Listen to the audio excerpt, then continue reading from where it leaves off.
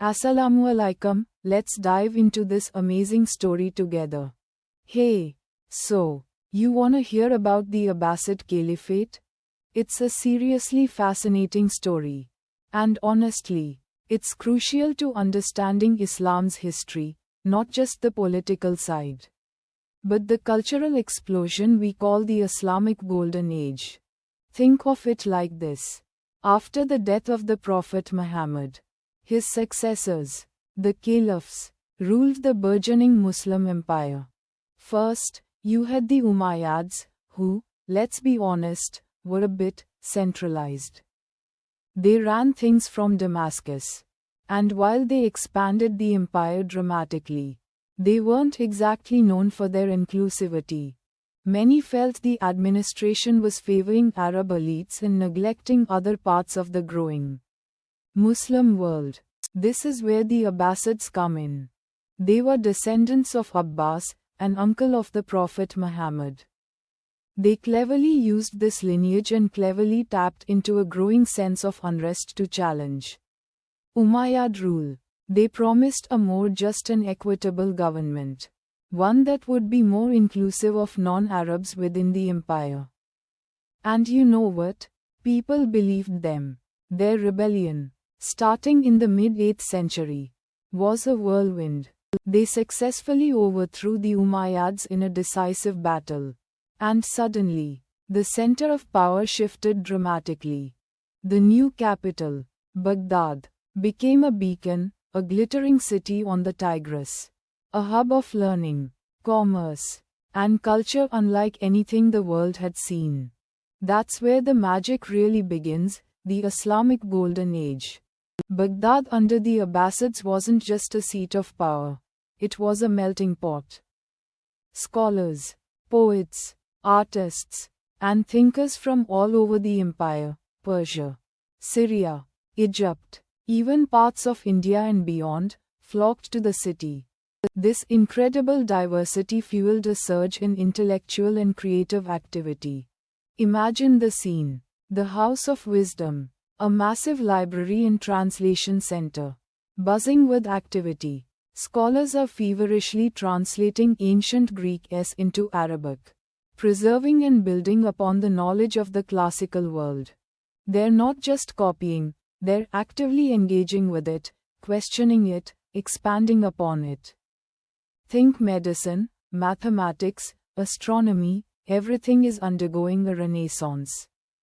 We're talking about figures like Al-Khwarizmi, the father of algebra, or Avicenna, whose medical S remained standard for centuries. This wasn't just about preserving old knowledge. It was about creating new knowledge, pushing the boundaries of human understanding.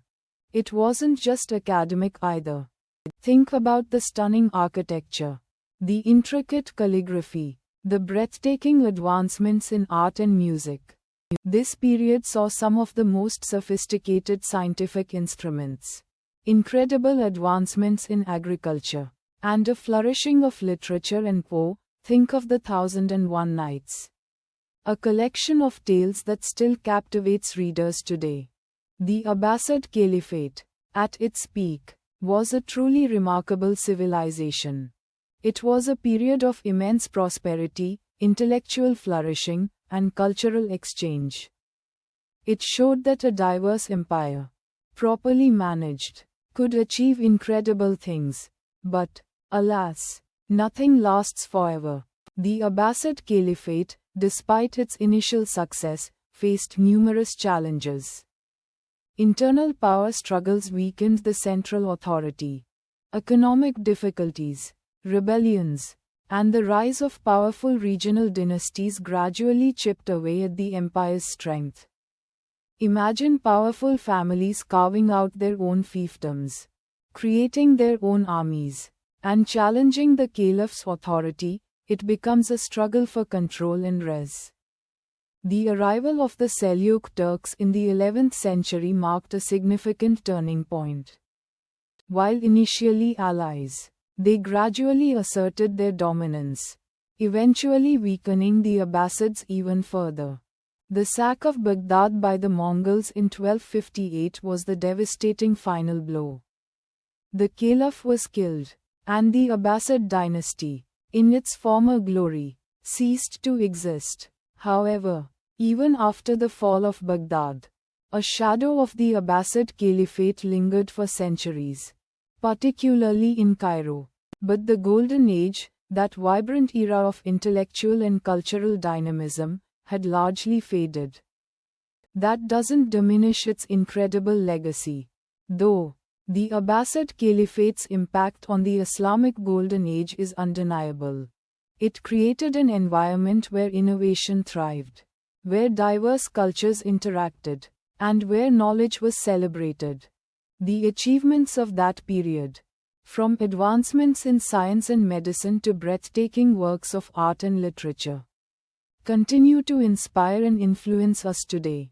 It's a reminder of what can be accomplished when people from different backgrounds come together, fueled by a thirst for knowledge and a passion for creativity. So, yeah, it's a pretty important story to know. Hey, so you wanna hear about the Abbasid Caliphate?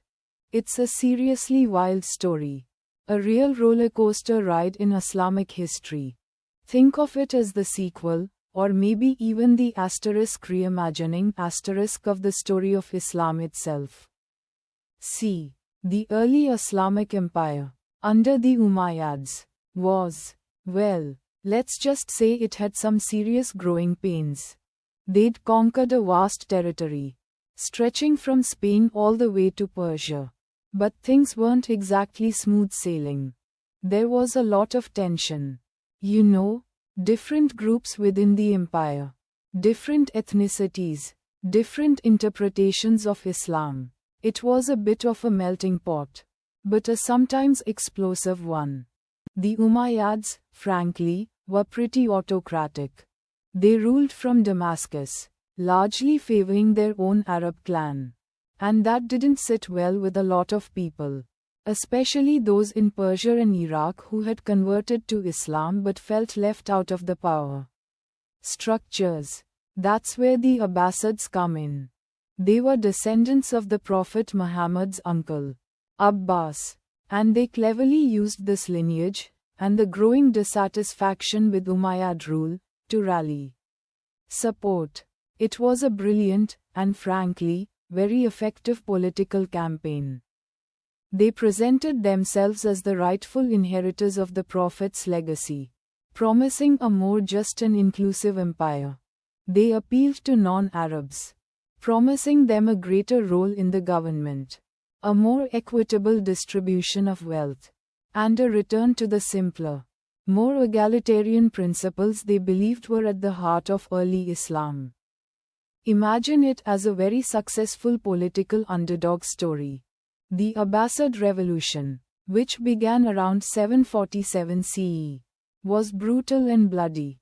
There was a power struggle, of course, lots of fighting, and a complete shift in the balance of power.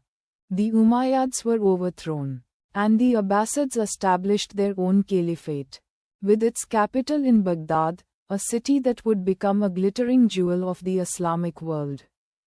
And this, my friend, is where the Islamic Golden Age really starts to blossom. Think of Baghdad as the Silicon Valley of its time.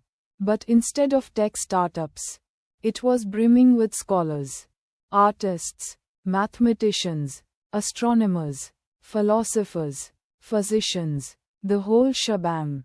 The Abbasids were incredibly supportive of intellectual and cultural pursuits, fostering a climate of learning and innovation unlike anything the world had seen. Imagine this: houses of wisdom, enormous libraries filled with books translated from Greek, Persian, Indian, and other languages. Scholars from all over the world flocked to Baghdad, collaborating, debating, and translating ancient Al-Khwarizmi, the father of algebra, was working there. Ibn Sina, Avicenna, whose medical were used in universities for centuries, was there.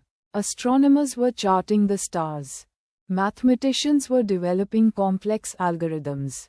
Physicians were pioneering new medical treatments. It was an explosion of knowledge. This wasn't just confined to Baghdad either. The Abbasid Caliphate spanned a massive territory, and this intellectual ferment spread throughout the empire.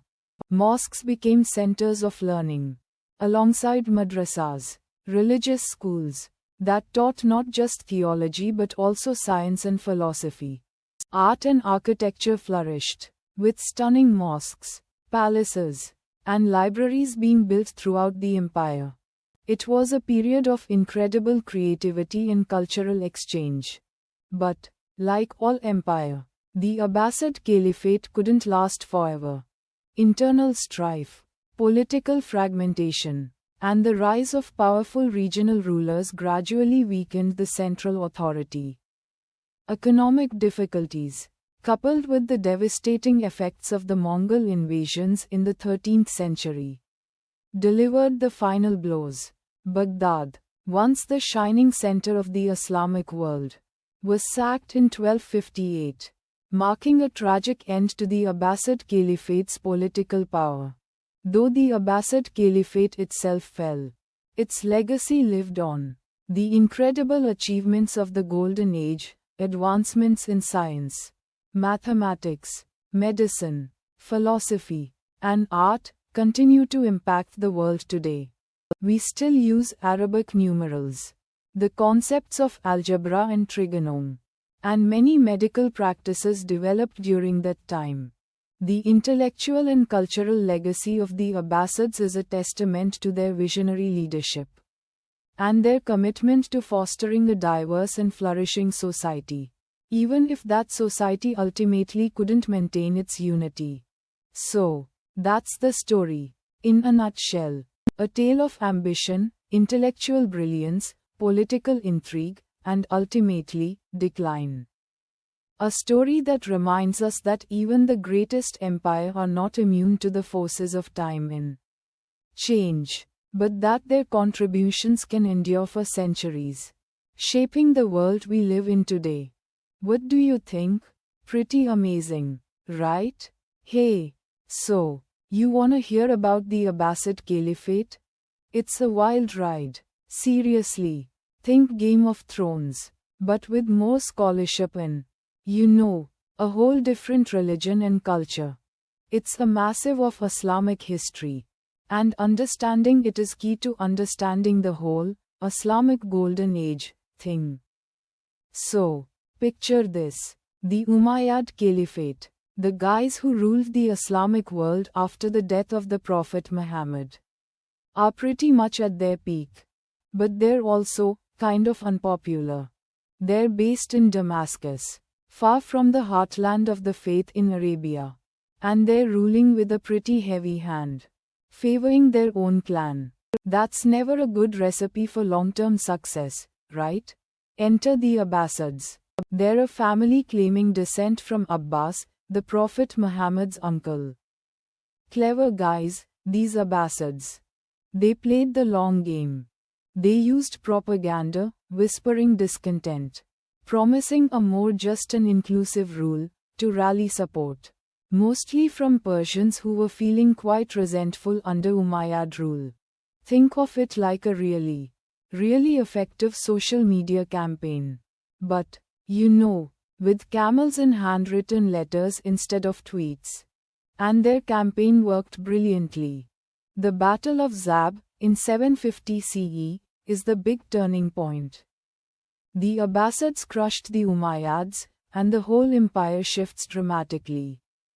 The Caliphate moves to Baghdad, a brand new city built specifically to be the capital.